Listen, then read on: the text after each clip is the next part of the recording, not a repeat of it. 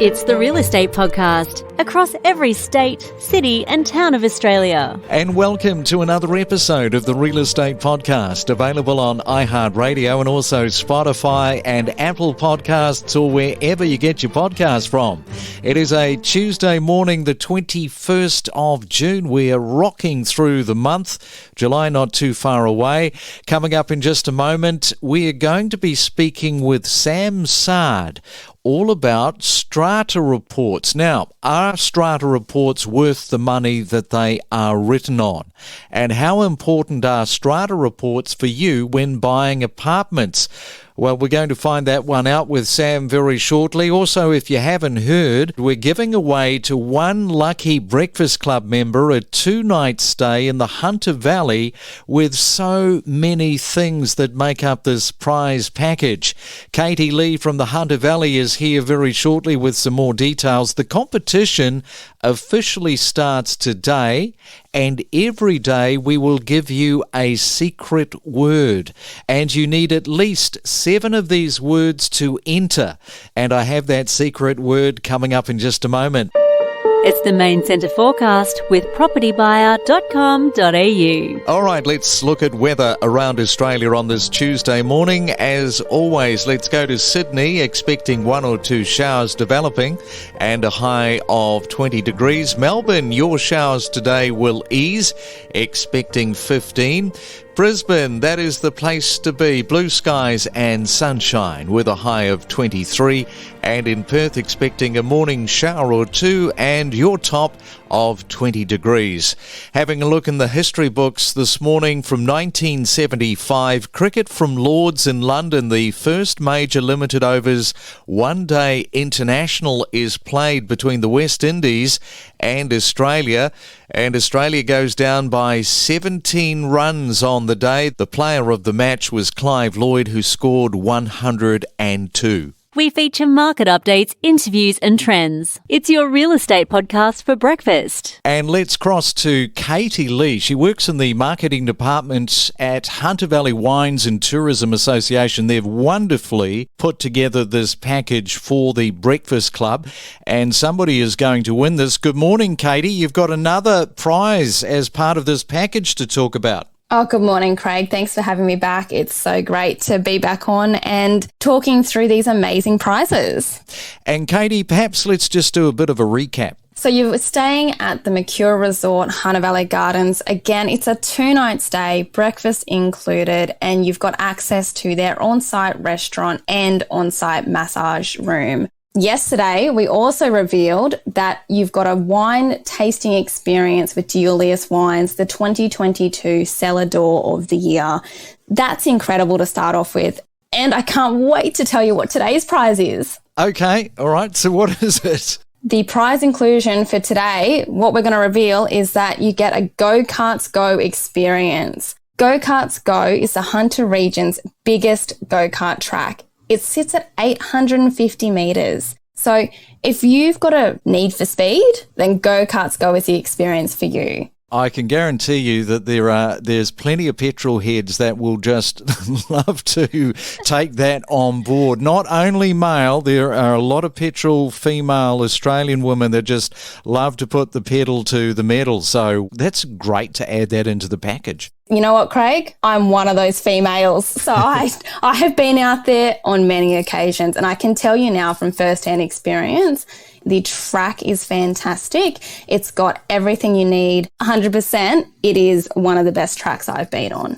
Sounds good, Katie. All right, well, thank you for that, and we'll talk to you tomorrow morning as we add another prize into this package. Yes, look, I can't wait to reveal another prize tomorrow. Thanks for having me today, Craig. All right, I know that you've been waiting for this. This is the secret word for our fantastic competition.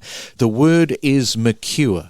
The word Mercure. Write it down. If you've got a question that needs answering, you can email us at myrealestatepodcast@gmail.com. Well, as we know, part of the explosive property boom over the last couple of years has occurred right across the east coast of Australia with huge financial gains in property prices. And as Sydney becomes more densely populated with those prices increasing, people are turning their attention to buying apartments. Now, most apartment blocks are strata blocks, and this is where it becomes a little tricky for the purchaser. Because how do you know if your strata scheme is properly managed and run?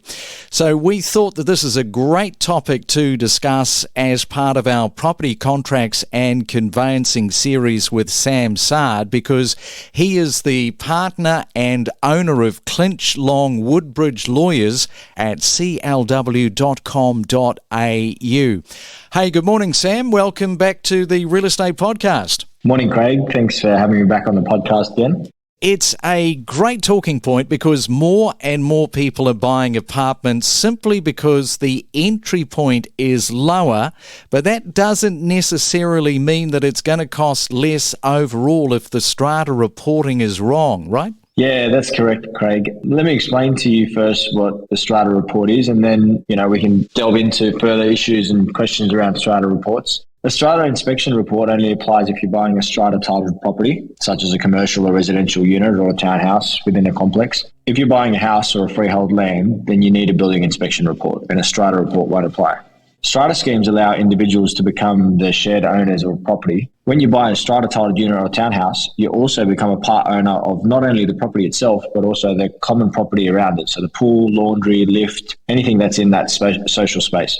When you buy into something like that, you'll also be joining the building problems that come up with it. This is also the same for any large commercial buildings that you may buy as well.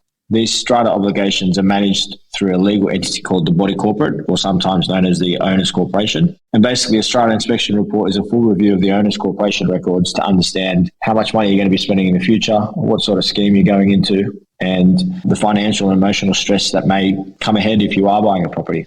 Yeah, and there will always, too, be people that are, let's say, a little bit loose when it comes to dotting the I's and crossing the T's. So perhaps with that in mind, why are strata reports needed in the first place?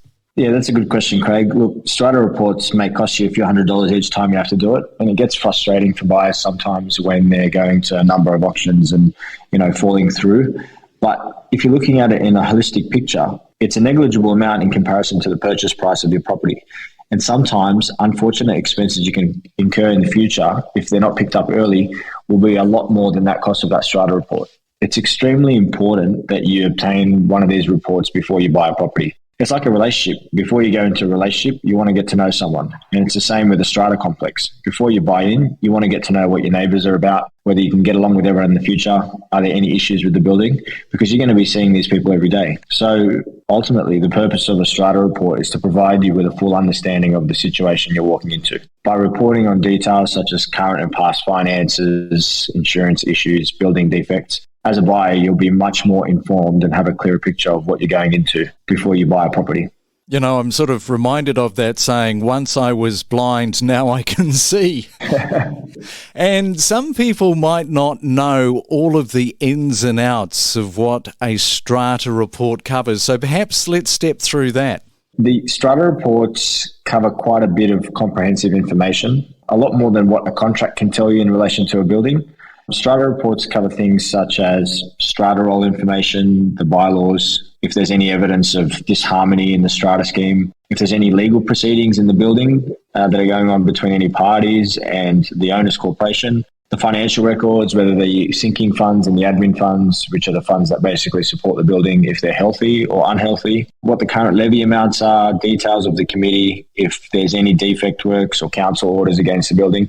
So they're quite comprehensive in what they cover, and they're super important. One of the biggest things that people find out in these strata reports is whether there's any special levies. So as people may know, when you buy a strata complex or unit, you're going to be paying strata levies on a quarterly basis, and usually they're quite a high amount. The last thing that you want is to have a special levy, which is a significant portion of what you're going to be paying, or double or triple sometimes, to cover shortfall of funds that are not available in the building.